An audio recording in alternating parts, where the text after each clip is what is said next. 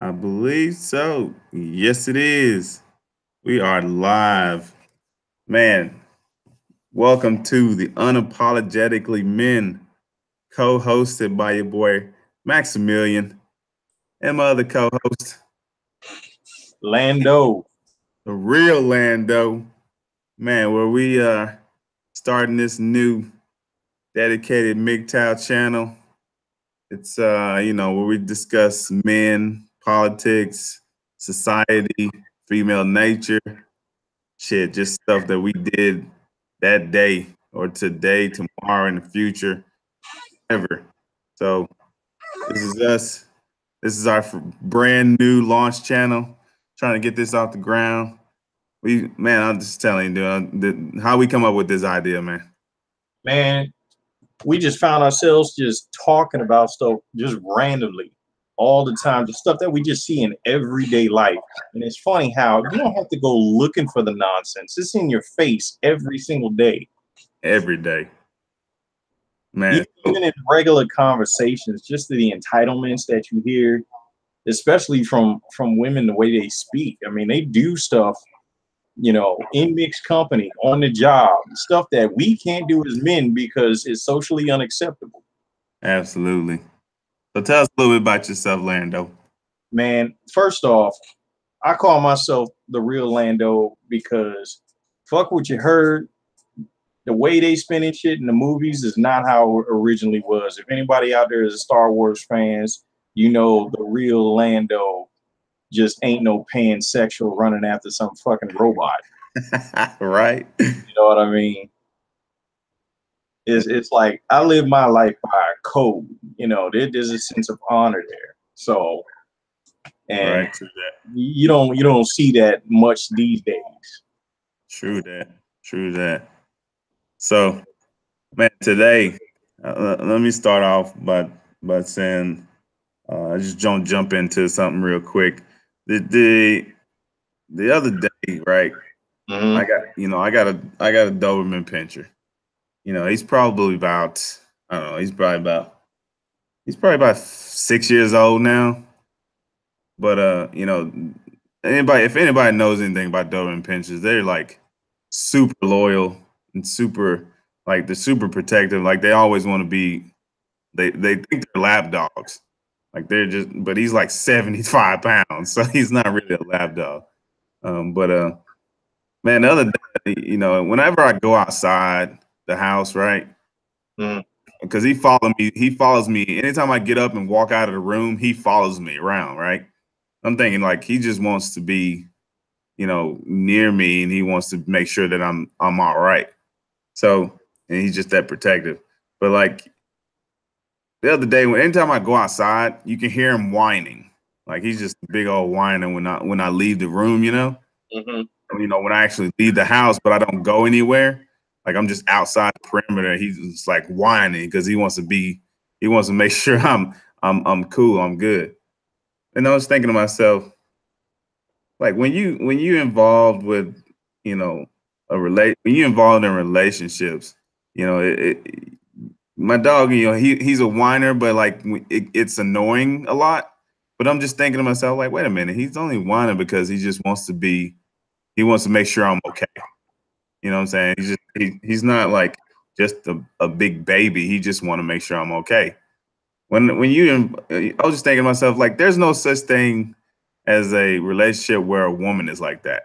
Like she's not gonna be like super loyal to you to the point where she's always checking on you. And if she does, it gets to the Yeah, point. I know what you mean. It's like, I mean, the description you gave sounds like the dog is a little clingy, but Right, clingy to a fault.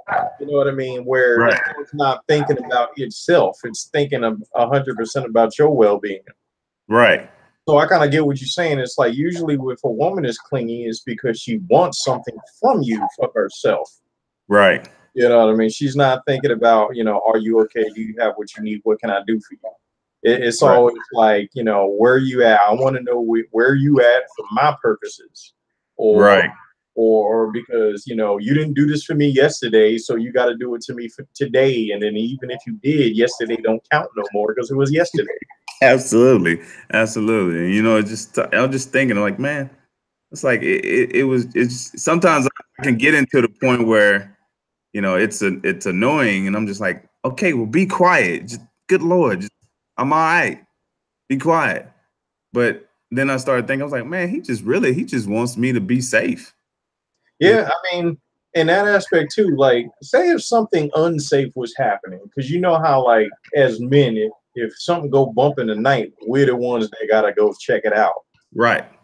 If in the event something is happening, that dog is ready to risk life and limb. Hell yeah. You ain't gonna find that with no significant other. You know what I mean? With Right. if you're in a relationship, if something go bump in the night, that's just all you. Yep. Because we're the gatekeepers to physical interaction, like into the physical world. Right. I mean, not saying that we need women to defend us, but Right. it's more along the lines of, okay, I know how much I'm gonna risk myself for you, but how much are you gonna risk yourself for me? It's Right. like it is that willingness, that loyalty go both ways. You know, it's Right. reciprocity. Right. And it was like we was discussing one day. I was telling you uh, that you know we are expected to stay traditional, Hmm. to stay in traditional masculine roles or traditional men or whatever. But women are constantly unsubscribing to their traditional values. So they want us to stay traditional, but they don't want to be traditional. So Yeah, that's they want to have their cake and eat it too until it gets yeah, hard, and then they want to yeah, retreat yeah. to traditional roles. It's Right, almost like they want to be traditional when it's convenient for them. You know right, what I mean? So it's like they could have the high power job, but they don't want the accountability to when stuff goes wrong. absolutely, You know, they want to always have that safety net. absolutely. So look, get this today, right? So I think I told you about the story um, about my ex, how she was, you know, after we separated, she was out there, you know, hanging out with her friend, her girlfriend or whatever, and she was just randomly talking about, you know, they was out at some bar or something like that, in the and down in the lower part of the like there was downstairs or whatever called the man cave or something to that effect. And there was a bunch of pool tables down there. And I think I mentioned she, you know, she was talking about how this little 19-year-old whatever ended up like trying to hit on her or whatever. So Mm. she's telling me these things, you know. I'm like, okay, you little narcissistic ass, like you just trying to triangulate stuff, and I'm like not even phased by it. So my response is, you know, yeah, yeah, you might as well go ahead and get them while you can. She's like, oh no, no, no. She's like, that's too young. I'm like, whatever, dude. I was like I ain't got a problem with it. If you go ahead and go after the little 19-year-old, go ahead. You know what I'm saying? I was like, but I just told her right straight up though. I was like, well, you know, he only wants one thing though. Like that's what you gotten yourself into, you know. Mhm. Now that you don't messed up our relationship, like now you got dudes out there, they gonna see you as pump and dump. And that's about the gist of it. And you know, it's funny you mentioned that too, Yeah. because it's like women subscribe to that whole alpha male image, you know what I Right. mean, to their detriment. Right. It's funny how I always hear about women talking about they've been in bad relationships for years, you know, 5 years, 10 years, 11 years with this guy that just totally doesn't treat them right. You know what I No, mean? not at all. Cheats on them multiple times, gives them STDs, takes their money, you Yep. know what I mean? Well, that's And the thing. They think all they're this fuckboy shit. yeah. Well, that's the thing though. Some women, a lot of women, like they think that's the way they should be treated.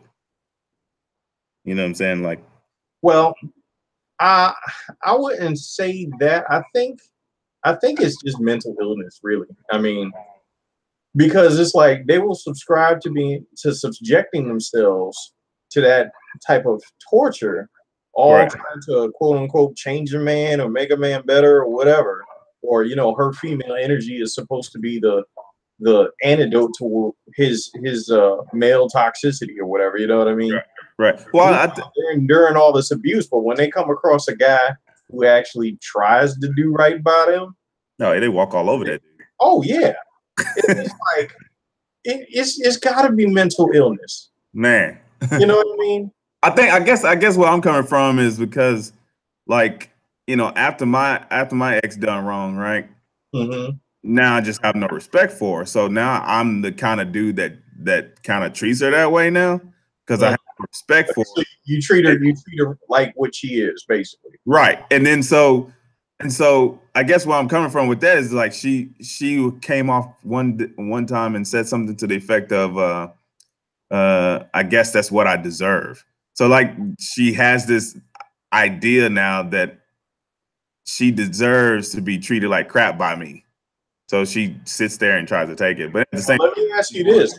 She wants me back too. So at the same time, she's like putting up with That's what I was just gonna ask. Because if you treating her like what she is, and that's making stuff feel brand new to her, that's proof positive what I was just saying. You know, they gravitate towards that negative behavior. You know, right. It's weird. It's not. I don't want to say normal because I mean it is normal because it happens so often. Yeah. But it's not what a right thinking male would project as far as what a good woman is supposed to be. You know what I mean? Right.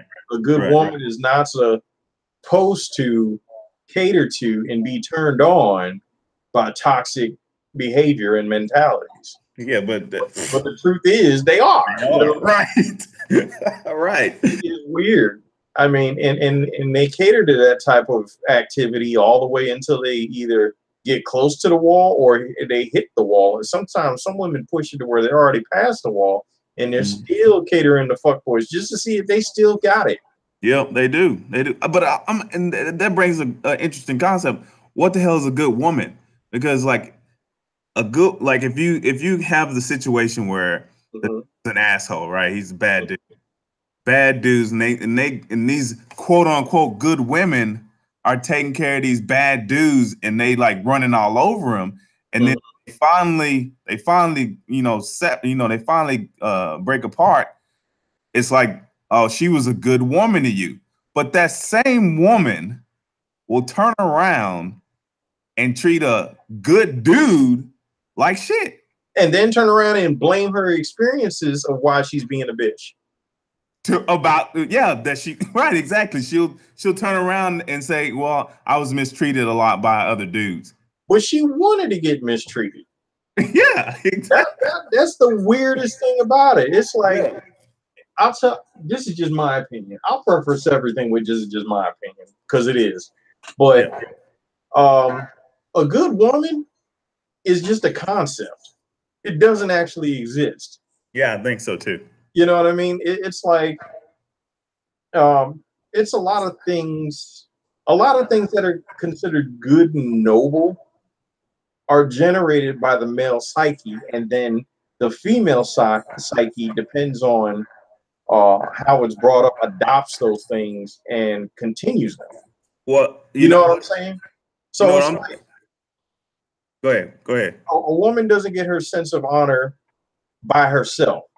She gets it from referencing a man who is honorable, and then she says, okay, this is honorable. You know what I mean? Right. So you can see that in all society. Right. So I was thinking, about society. I think I lost my train of thought, but I was saying, I forget what you just said, but like in respects to the good woman, I think I know what I was going with. This is where I'm going. I think it's just part of blue pill programming. It could be. I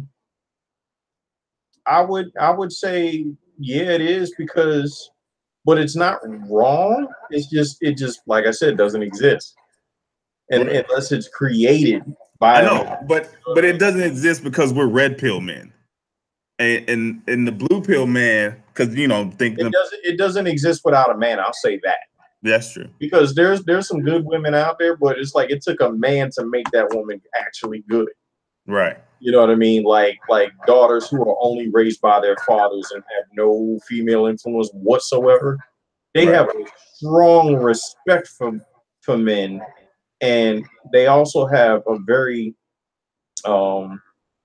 it's less emotionally oriented when it comes to how they view the world. You know what I mean? In reality, there's a lot more logic there. I mean, even when it comes to like two-parent homes, that balances things out a lot. But primarily, women get their identity of what a good man is from having a man around. Right. Even if the man is a bad man, they'll grow up already having it instilled in them. That's not the kind of guy I want in my life. Usually when there's no man around is when a woman is going around looking for fuckboys. Right. You know what I mean? But that happens a lot. I mean, it happens in two-parent households as well, though. I mean, the whole. Oh yeah, like if the husband is like a blue pill simp, right? Exactly. If he's an AFC, I mean, that's kind of what it is. My ex's dad is a blue pill simp, man. I'm telling you, like her mom just sucks up all kind of resources, doesn't work, and he's like busting his ass on a daily basis. And I'm just thinking to myself, like, why your dad don't say something? And she's like, he's not gonna say anything. It's like, why the fuck not? Wow. Like my ex is like saying, he's not gonna. So they like my ex and her sister have to like stick up for their dad because their mom is just gonna consume and consume. Whoa. And so that's a tragedy. Yeah. So it's kind of like when a grown man has to be defended by his daughters. Right, exactly. But at the same time, which is funny because my ex is a narcissist. So she's getting that makes it worse. Yeah, so she's getting the same behavior from her mother, but she doesn't. I mean, if a narcissist feels pity for somebody, that person is really getting done wrong. Right. Right, exactly. Like for example, like they have a dog, right? And they've had like 4 or 5 dogs since I've known them. And they've had dogs and cats. And like her dad doesn't really do animals, but her mom just keeps buying dogs. It's just like she'll get like one dog will be gone and then she'll get another dog. It's like they already got another dog that's an older dog and it's a real sweet dog or whatever. But then like her mom was going out to get a puppy. I was just like, a puppy, like at their age, who wants to be taking care of a puppy that's pissing and shitting all over the place? Man, that's too close to a brand new baby. That's just a lot of responsibility. Yeah, exactly. And her dad works constantly. You know what I'm saying? And he's I think he's retirement age, but he still working. And I was like, your dad just gonna not say anything to your mom about getting another dog? She's like, no, he's not gonna say anything. It's like, why not? He's probably subscribing to that whole happy wife, happy life syndrome. Yeah, well, the thing is her mom doesn't cook. Like she doesn't cook for her dad anymore. I'm just like, you know what? It's probably, I don't know, maybe he's got this thing where it's hard for him to tell a woman no. Yeah. And I think at some point in time, all of us as men have it to where we will have a hard time telling a woman no, not because we're intimidated or anything. Right. At the time, I think that's the problem I had with her. That's the problem I had with her is that I didn't tell her no. Like she always I spoiled her. I spoiled her. I thinking that was a way to a happy relationship is just spoil. You know what I'm saying? I was doing all kind of crap. Like in my past relationship, I know that there are aspects where I didn't tell my ex no. It wasn't because I was afraid or intimidated. It was more because she knew that the things that she was asking me was no sweat for me to say yeah. You know what I mean? Right. Like it wouldn't take that much energy or resources from me to give her the things that she would ask for. Well, and my thing is that with my exes, she Or even recognized the mhm, amount of resources it took for me to do the thing she asked for. Like it just didn't even register to her. yeah. Or either That's a bit sometimes of a narcissist, the though. things that she asked me to do, it was things that I also wanted to do. So I actually came to the conclusion that sometimes if I wanted to let her know, who's in charge, and well, not so much who's in charge, but that she can't always get what she want out of me. Yeah. Sometimes I had to like withhold from myself just to withhold from her. You know what I mean? So Right. it was a double-edged sword. Oh So yeah. Yeah. And to recap back what the direction I was going with the whole her telling me about the 19-year-old is that mhm, today, right? Today. I mhm. I had mentioned, that I was like, this dude almost got into a fight with this guy. And she was like, how are you almost getting into a fight? I was like, well, my boy Mike was with me, and he stepped in like this dude was getting up in my face, and he stepped in and he was about to tell him, he told him like, bro, you don't want any of that. And then she interrupts me and she goes, why? Would you talking to his woman or something? I was like, well, it wasn't his woman. As soon as I said that, she got she got quiet and she's like, I don't want to hear anymore. And then she walked off. I'm like, are you serious right now? What was that about? That didn't make any sense. Why would Yeah. So he bring up his listen, woman? listen. So that made me replay the time when she tells me, some guy was talking to her or whatever. She went out to the bar and some guy was talking to her. I'm just like, we're separated now, so it doesn't even. I don't care. I don't even want to hear about some dude talking to you. But if you're gonna sit there and tell me about it and not give me the same courtesy to try to tell you a story that I wasn't even hooking up with a chick. Just the thought of me being in the presence of another chick and then some dude like trying to lay claim to this chick just made her like it pissed her off. So she like leaves and she's like I was supposed to go over their place to like they was cooking dinner or whatever. Since her family always wants me around still. They was going over. I was gonna go over there. And she was like, I don't want you to come anymore. I was like, all right. It's like it ain't bother me. Shit. You know what I'm saying? It doesn't bother me that you want me to come over. I'm like, cool. I was like, I'll holler at you later. Man, So it's stupid. very interesting. It's like when that competition anxiety pops up in females, Mm, it's like you got to know exactly when to recognize it because it yeah. rears its ugly head pretty heavy. Oh I yeah. remember one time my ex was worried about me and the neighbor, and I'm thinking to myself, why is she worried about the neighbor? You know what I mean?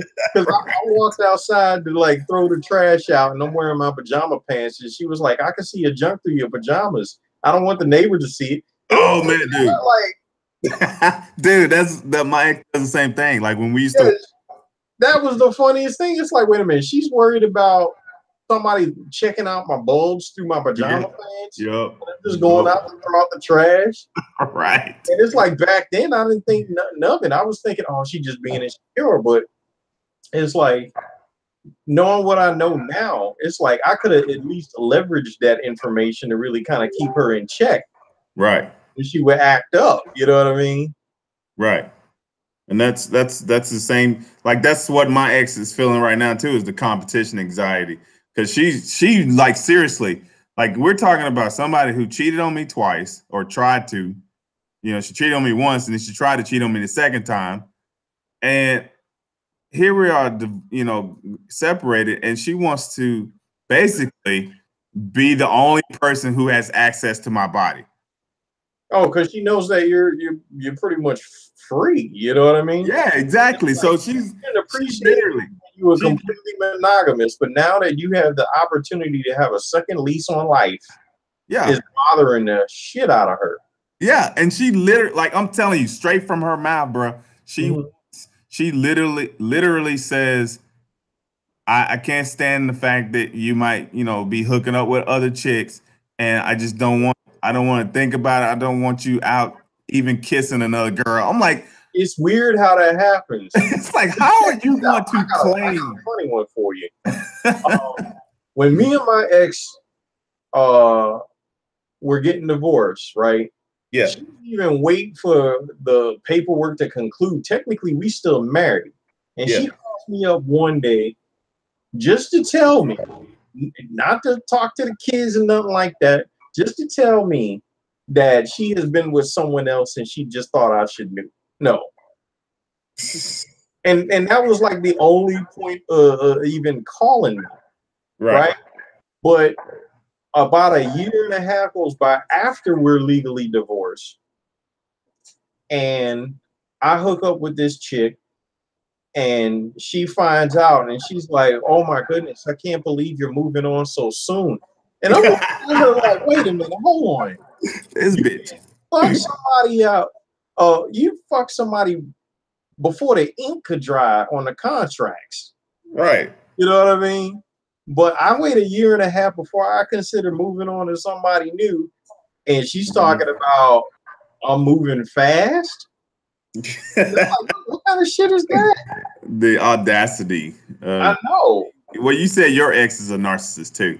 So, I mean, Oh, yeah, she's definitely like a real covert narcissist. right. I mean, it would have to take somebody covert just to be like picking up the phone, be like, "Yeah, I fucked somebody else. I just thought you should know." Yeah. I mean, that type of shit will just like stick in your mind if you ain't expecting a phone call like that. You know what I mean? You Right. just invested years of your life into someone, and then they just gonna like kind of like stab you in the neck with her words. You know what I mean? Right. I'm like, God. I'm sitting there, I'm just listening to this woman talk.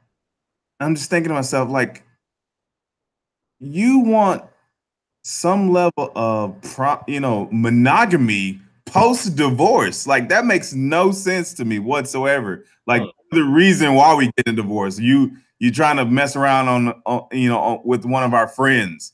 You're trying to mess around and mess up our relationship, but yet you don't want me to do the same thing post divorce. Like, that don't make any sense whatsoever to me. Like, I'm free, bitch.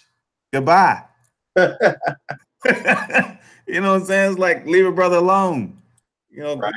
good Lord. You know what I'm saying? I'm trying to get my money, I'm getting paper, and it doesn't make any sense on top of that. It's like, you really she told me that she told me the other day, right? Because she's still going through the counselor, right? Mm-hmm. She's like, my whole session was all about you. I was like, what about me? And she's like, I was just I was just explaining how, how I saw things, and what did she say? That she saw things now, that she realized things now that she didn't see before. I was like, yeah, well, I mean, that's the saying goes. You don't know what you got till it's gone. And I was like, well, what did Doc say? And she was like, well, it's something that happens. You just don't realize what you have till it's gone. Like, Man, that's what you call a failed monkey branch. right, exactly. It's a failed monkey branch. But the thing is that with monkey branching, my concept of monkey branching falls right along with hypergamy, or hypergamy, or whatever, like how they want to say it. You're supposed to monkey branch with the same trajectory as hypergamy.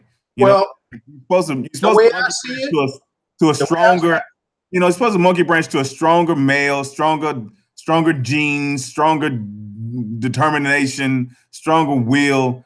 But she Yeah, tried.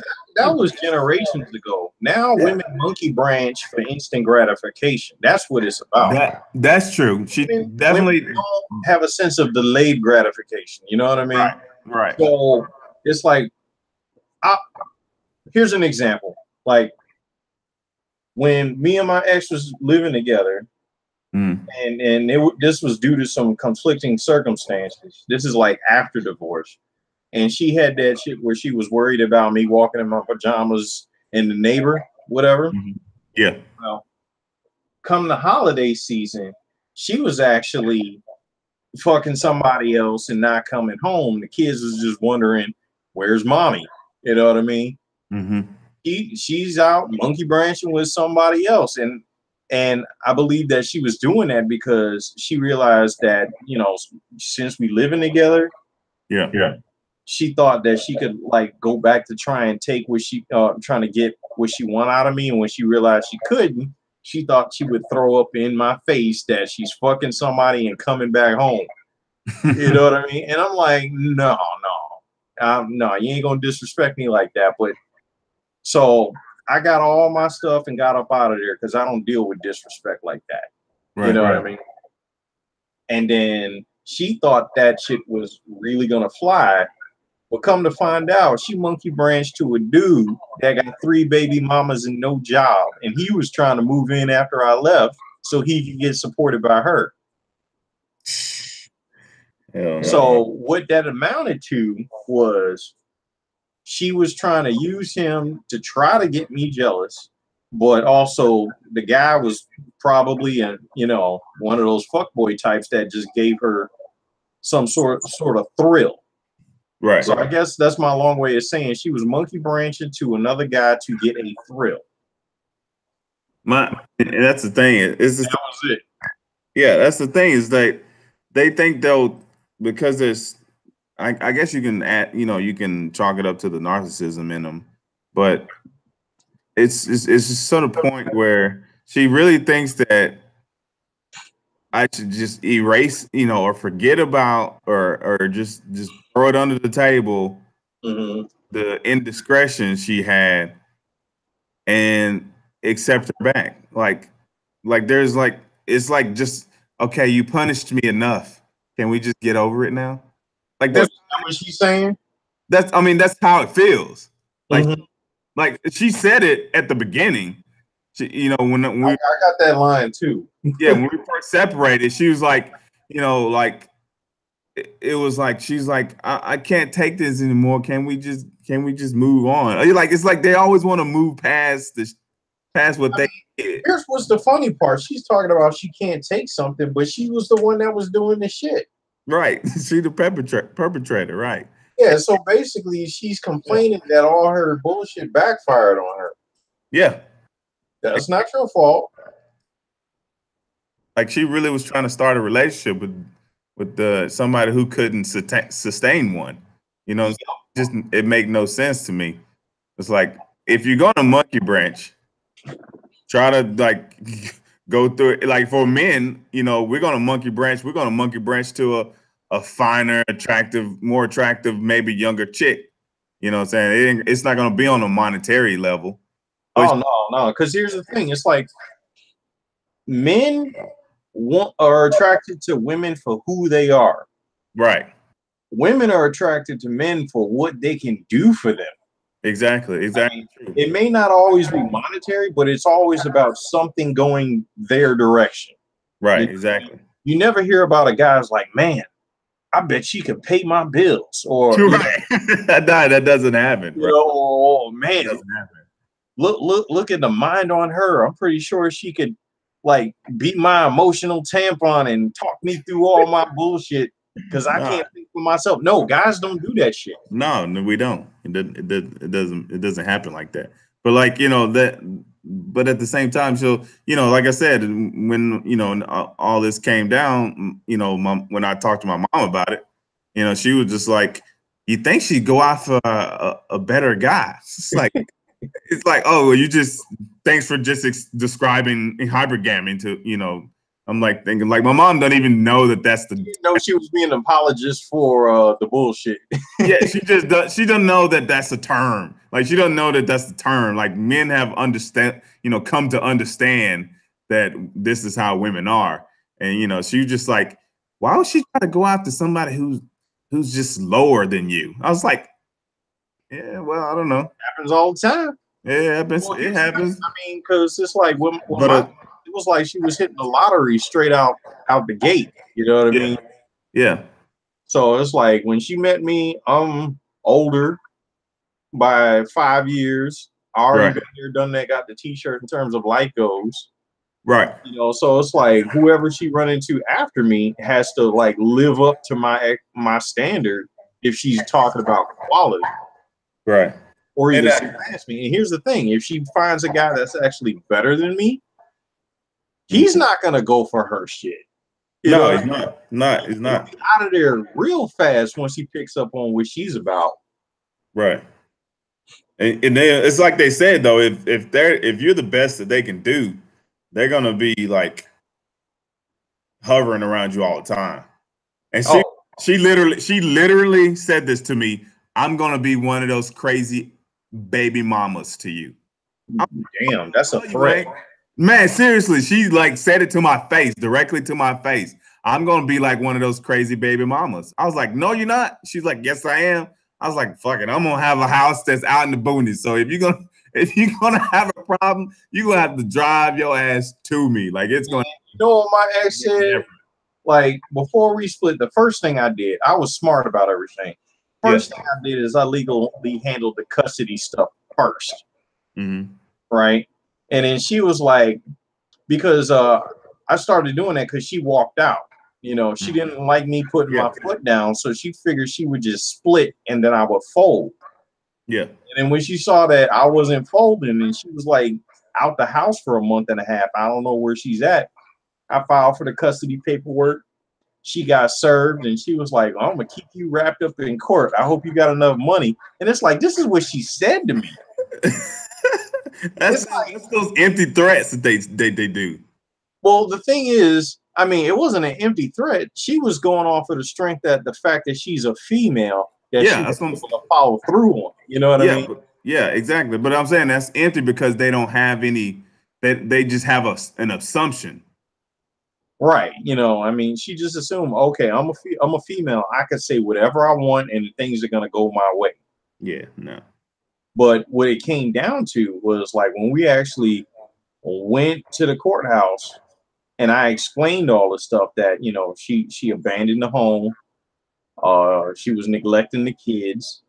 I Hmm. mean, she actually did some pretty rotten stuff that if it was me doing that, I'd be in jail. No question about it. Right. Because there was one instance where the kids was infants and I was working from home like 60 hours a week. And I'm like juggling the kids and working. And that shit was strenuous. So it's like I finished working one time at 6 in the morning. Hmm. And I told her, I was like, you're gonna have to manage the kids in the morning before you leave out. I need to sleep. That's not asking a whole lot because she wasn't really working. At the time, she was calling herself bringing money home by going to the YMCA for 20 hours a week. You know what I mean? Yeah. Doing volunteer shit that only pays not even a wage, you know. But she felt like since I'm home, this is what she said, since I'm home, I should manage that. And it's like, what? I'm working. I am working. I am the breadwinner. Exactly. You know, Like again, like all this confidential stuff. And it's like, so she left out the house. I slept in. When I woke up, I was just mortified because I went to go see the kids in the crib. They was rolling around in blown up diapers that had ruptured, and they was like eating the stuff that was in it because she man, just refused to do what I asked.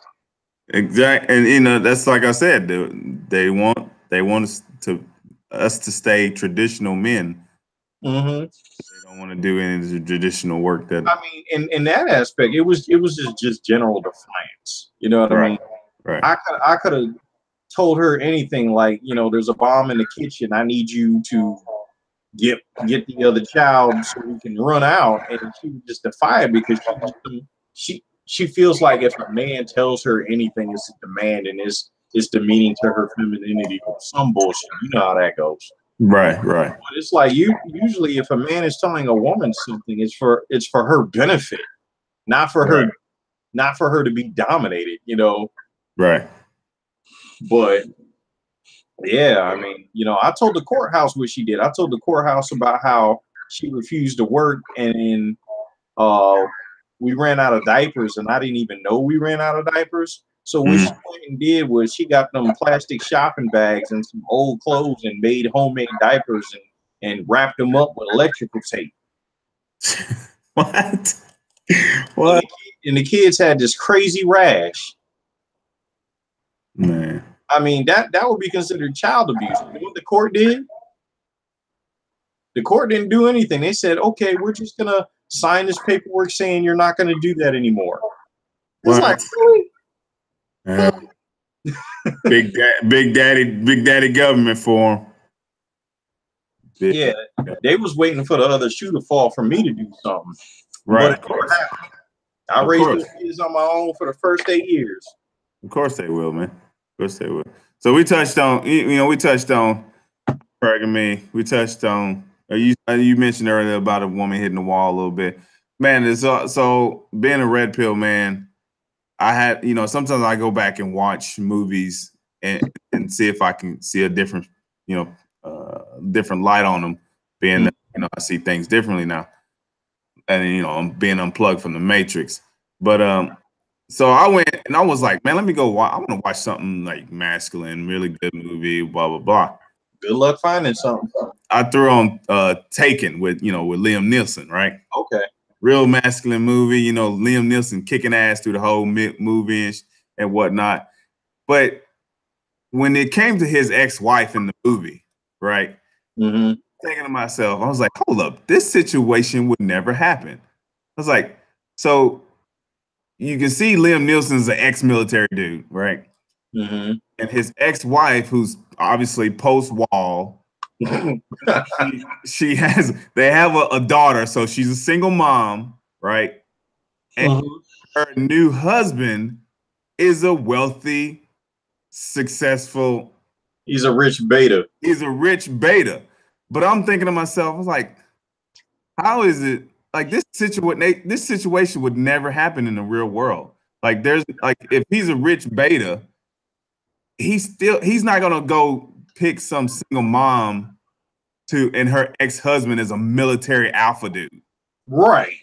It's not. Yeah, you're right. That would never. That just does not happen. Like he would be banging some little. He'd be banging some little hottie, right? Not no old post-wall single mom who has her husband as an ex-military fucking special forces kind of dude. Like that just does not happen. It's all like the most unrealistic pairing I've seen. Oh, she's gonna end up with anything lower than her husband. Yes, exactly. I was like, there's only one time you hear about a rich dude getting with a single mom, and that was when I can't remember his name. He's in a relationship with Sierra. Oh, I forget his name too, man. Yeah, that dude. Right. He's like the only one. Man. Well, then you got the Prince. You got the Prince too. He just messed it up for all. He just messed it up for a lot of men. Now you're gonna have women out there gonna be like, hold on, the Prince of England or whatever. Yeah. Wait, he just messed it all up. Yeah. Merkel is a single mom, if I remember correctly. I thought she was just broke. I didn't think she was a single mom. Well, she's broke. She broke too, but I could have sworn I could be wrong. I had to look it up. I could be wrong, but I could have sworn she was a single mom. But yeah, I might have to look that up. That whole situation is it's just a mess all the way around. Cause it's a fairy tale. That's a fairy tale right there. Not just a fairy tale, but I mean, there's a whole lot of colorism about that. Oh yeah. Yeah. Oh, absolutely. Like you got people talking about, oh, it's so wonderful to see black women. It's almost like a scandal dream come true. Right. But the thing is, it's like it's like the woman is so light skinned. Then you got people talking about she ain't really black, so why do we care? I didn't even really know she was black until like the black women was like, "Oh, it's good to see a sister." Blah, blah. I'm like, "Oh, she's black." Yeah. See, the sisters is always gonna have something to say when it comes to like a black woman getting with somebody with any level of affluence. You know what I mean? Oh yeah. Oh yeah, absolutely. They take, you know, that high mentality. They take it as a win for themselves. True. Yeah. I mean, they live vicariously through each other. Right. True. You True. don't see men doing that. You don't see men talking about, oh, so and so just did this. I feel so happy for him. Right. Represents me. It's like, what? Right. You know, that's the high mentality that, you know, females have that men don't. So Yeah, it's like men have live off of the pride of their own accomplishments. yes, absolutely. But yeah, so you know, so I just having to look at, you know, watch that movie, and I'm thinking like, man, and you know, and I just because the scene that made me think of it is Mhm. Liam Nielsen's coming in and he's like visiting him for the birthday party, and he brings her a karaoke machine because she, you know, ever since she was a little girl, whatever, wanted to sing. And then the beta husband comes behind them and he walks in with a horse. Like she's like she drops the karaoke machine like it was nothing, Mhm. and ran over and leaving her dad over in the corner Mhm. karaoke machine. And Yeah, she, that's actually that's a poor influence on a child yeah, because she's riding around on the horse. that's just pushing that entitlement mentality that, you know, when I was little I got a horse. Yeah, So when I get older, a man is supposed to get me a fucking castle. Or, you know, right. Exactly, exactly. So, but I'm just thinking like that situation would never, like you never see that. Like what post-war woman is gonna be high? You know, high. She's gonna high. there's no post-war woman that's gonna have an extreme come up like that. It just don't Yeah, happen. no, this does not happen. Like that don't make any sense whatsoever. I Like mean, here it's like this. it's like how many blue pill men did she go through before she made it to that dude? Yeah. I mean, that daughter was they didn't quite they didn't, you know, from the movie onset it kind of seems like that you know they've been separated or divorced for a very long time, so and his daughter looked like she was about 17, 18 years old, so like how long they been how long she been going through some men before she made it to this dude. It's like I mean, yeah.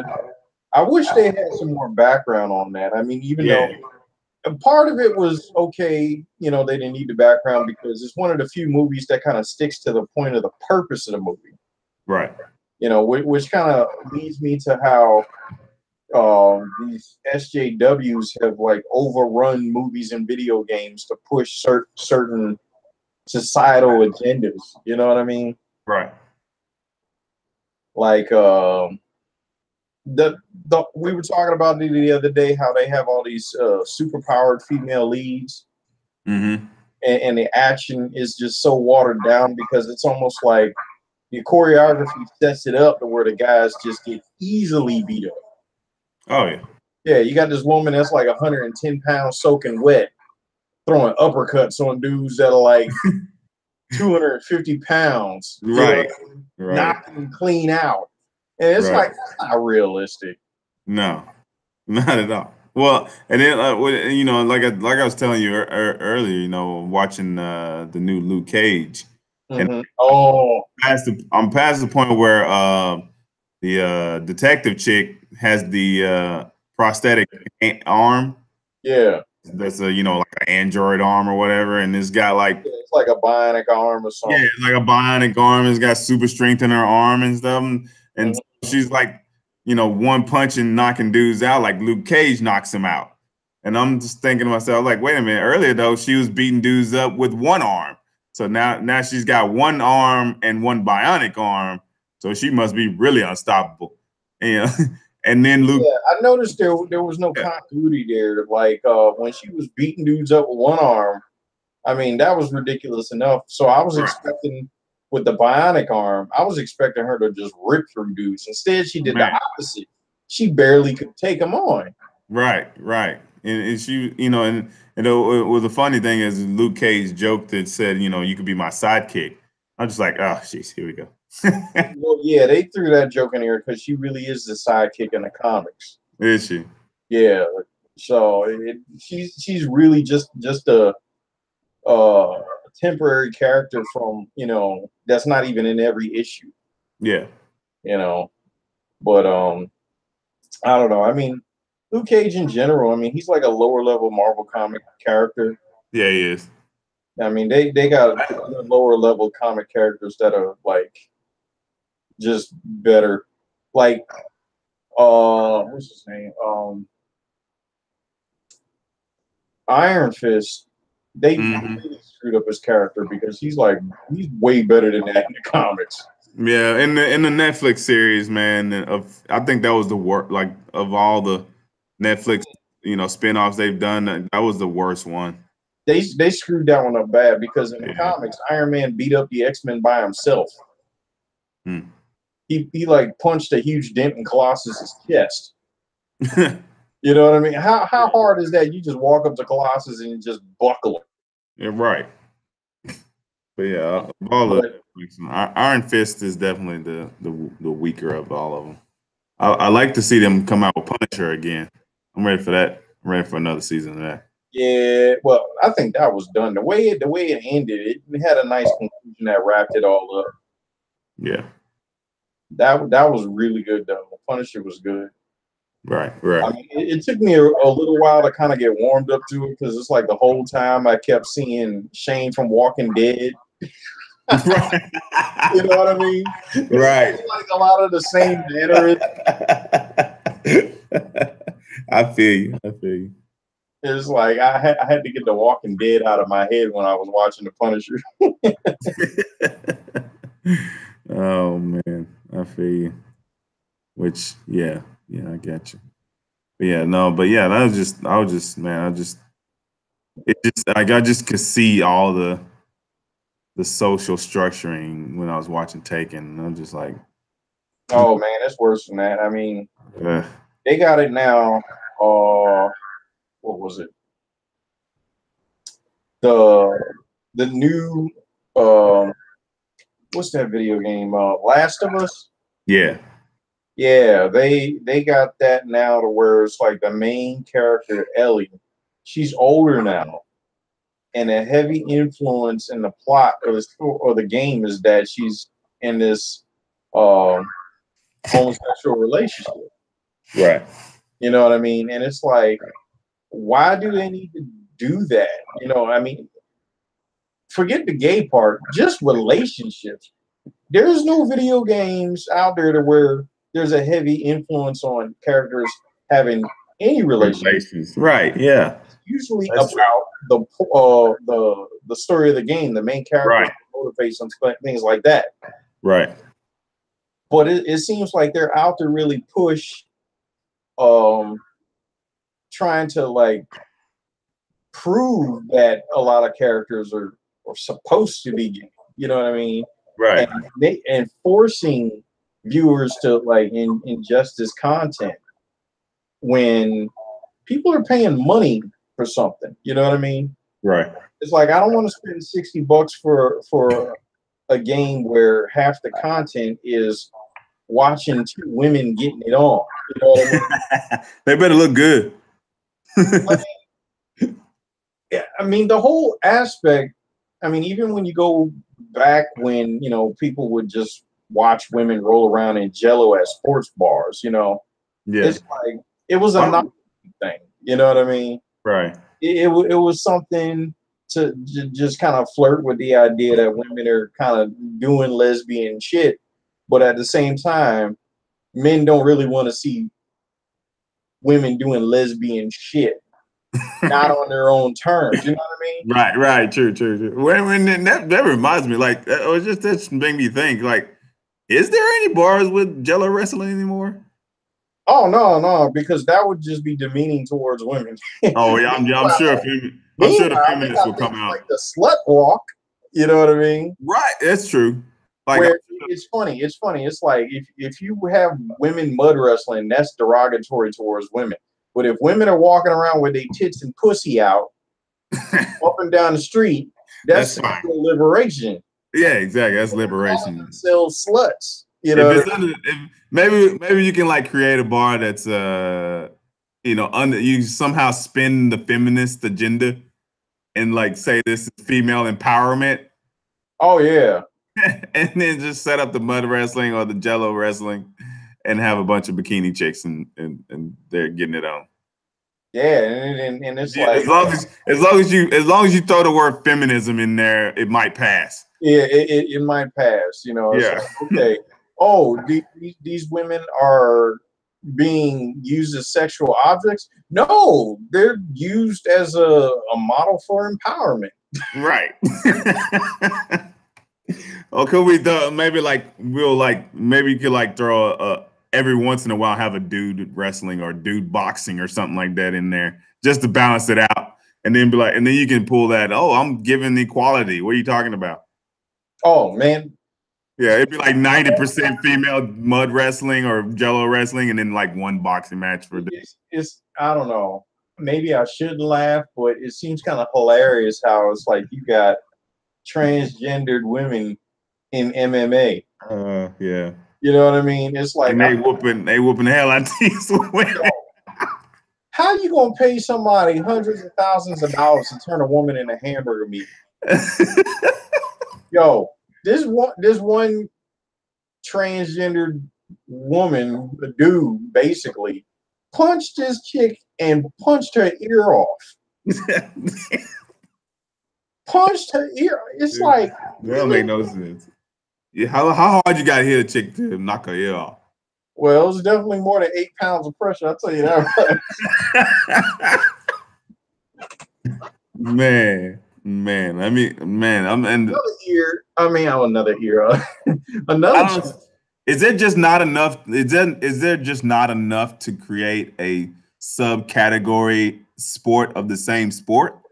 Like, I mean, there's I don't know what the population percentage is that are transgendered or Yeah, I mean, it would make sense. It really would make sense because yeah. it's funny how it's like these transgender people's talking about they're non-binary, but they want to force their way into male spaces. That doesn't make sense. Well, any female wants to force their way into male spaces, but It's like I would rather see. I could respect these people more if they were to just create their own thing and draw yeah, a crowd by its right. own merit. You know what I mean? Right. Well, you got to think too, though. It's like the population is not that large, and then to say, for example, find an MMA fighter, two transgender MMA fighters, or a collection of MMA fighters that are transgender, like that would be even smaller. So it's just like maybe they have no other choice. Nobody will put money towards it because there's not enough. You Right, know, exactly, right. But I'd watch it. I ain't gonna lie to you, I'd watch it. I'd just be intrigued. I didn't say nobody would watch it. I'm just saying nobody would pay for it. No, I'm not paying for it. I'm definitely not paying for it. I'd watch it. I'm like, yo, is it two dudes or is it two females? Like, or female that I mean, it's even in MMA. male converted to female. Like that would be a long ass title. Watching a women fight in MMA is it's almost lackluster because it's like once a female gets hit one good time, it's over because they don't have the same threshold for pain as men. Right. I was watching this one fight. This chick. Well, at the same time, they don't have the same. They don't have the same power capacity of power when they punch, so it kind of evens itself out. Yeah, I mean, well, I don't know because this one chick, it's like she got punched in the face square one good time. Mm-hmm. After that, she was too busy guarding her face. She didn't know what to do. You know, and she got instantly in that fight and flight mode, and she was on the flight side. And it's like if you're a seasoned fighter or a professional fighter, you can't do that. Right. But she was doing that for the whole fight.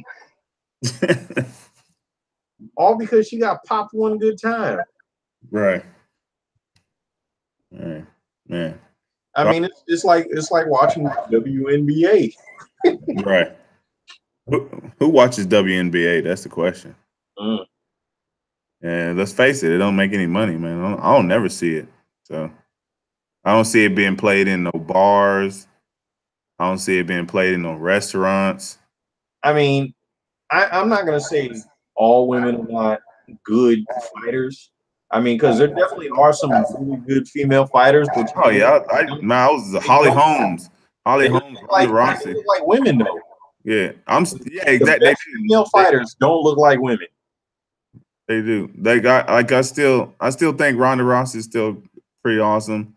Holly Holmes, of course. I don't know. I think Ronda Rousey's overrated She could be. She could be. Yeah, well, I mean, in terms of because when she got a big head, let me she see. started getting knocked out by everybody. Yeah, yeah. The terms of well, that could be a mental block too. The terms of evolution of the sport, like she wasn't staying progressive. You know, She's when got she the just only thing she's got is a ground game. yeah, that's what I'm saying. She didn't progress. She didn't progress the rest of her fighting game. You know what I'm saying? Like that's all she stuck with because it kept winning, and it took her to the championship, and she was comfortable. She was in that zone. She was comfortable. She didn't want to get outside the comfort zone. And when she met up with Holly Holmes, who's her comfort zone is striking, and she was good enough to stay away from the ground game. Well, Ronda got nowhere to go. Well, I mean, Holly Holmes actually has a real fight record when it comes to boxing. Oh yeah, oh yeah. So that was the thing, you know. It's like she was running her mouth, calling out Mayweather, and then when she met up with Holly Holmes, and she got a taste of some combinations, it was over. Yeah, seriously. Like I don't even understand the whole Mayweather thing, but like that was stupid.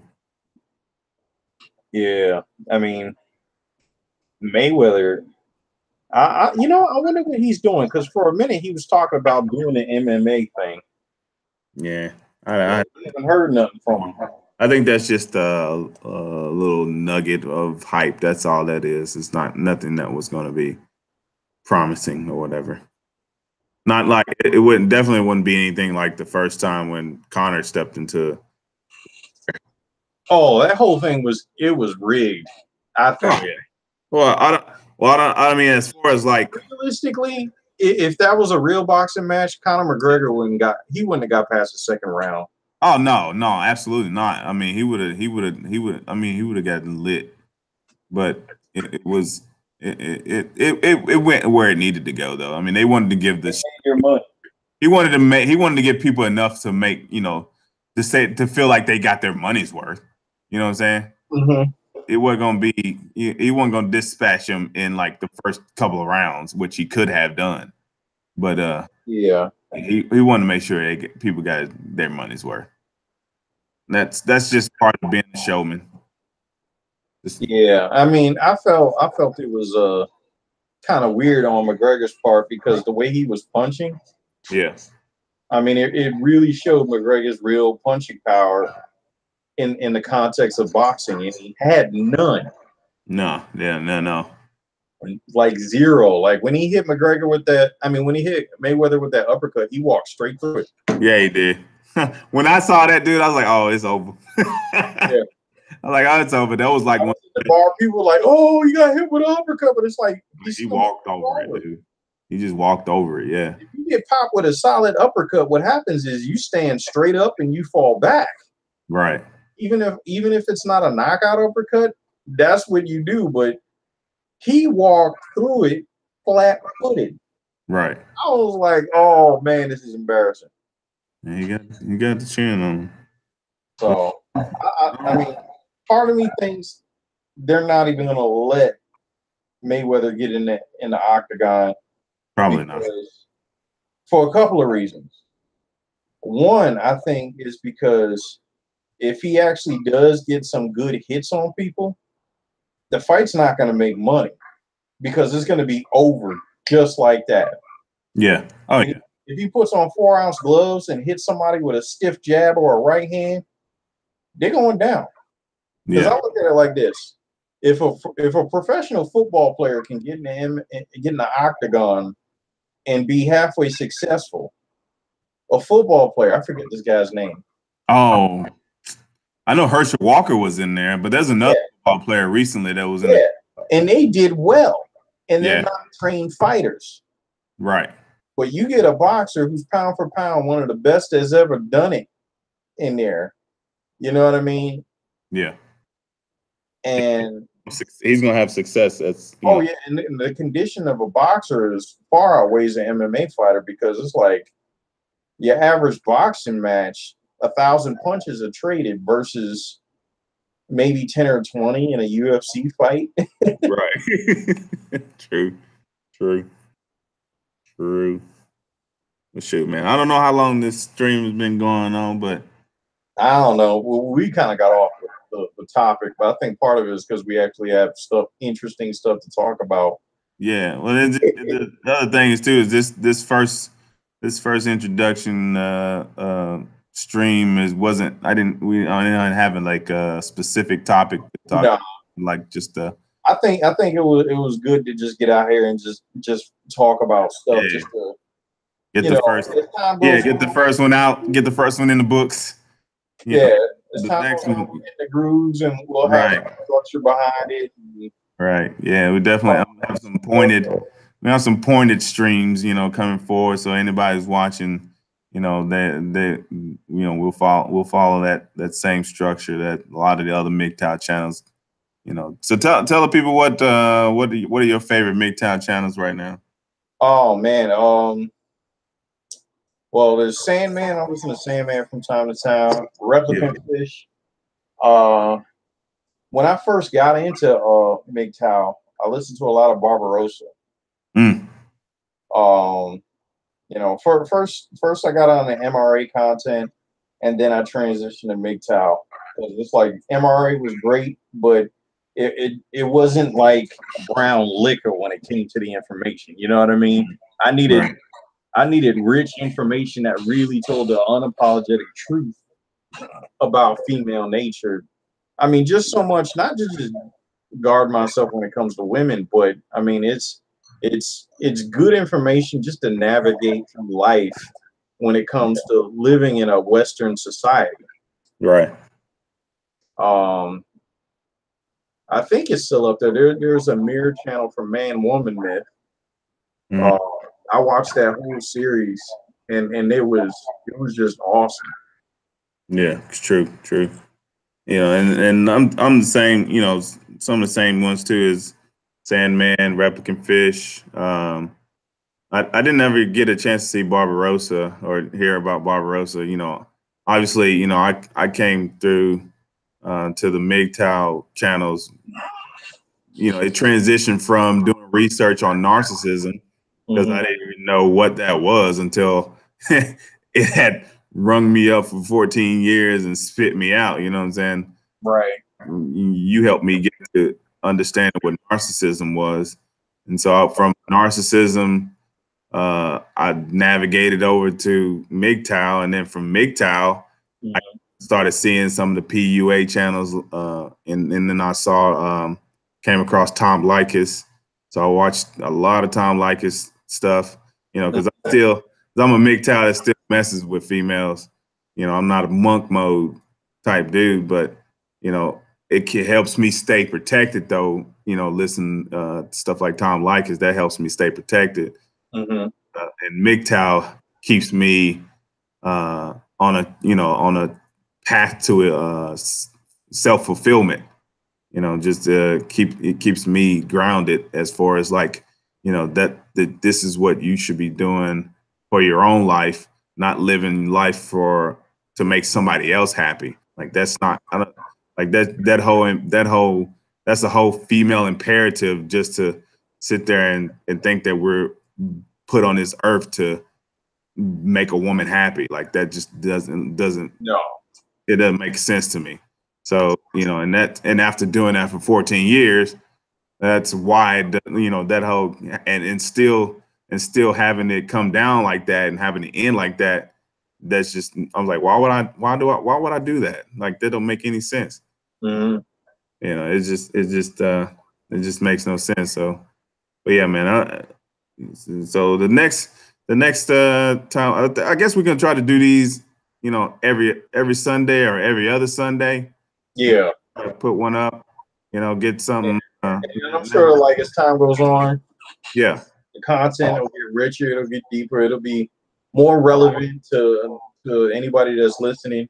I mean, today we were just kind of going off the cuff and just talking whatever was the first thing that hits our mind. But like I said, it's going to definitely be a little bit more structured, a little more pointed, and we're definitely going to talk about things that are more current too. Not just in entertainment, but whatever it is, like, put stuff in the comment section. We'll discuss it. We definitely want to hear from as many people as possible, because we want the channel to be successful. Yeah, definitely trying to grow this channel. But thanks to anybody that comes in to check out our videos. I appreciate you stopping by. This is your boy Maximillion. You can call me Max for short. Signing off. Got my boy Real Lando on the other end. It's gonna be a dual co-host channel. So I appreciate you guys stopping in, and we'll catch you next Sunday. Later. Peace.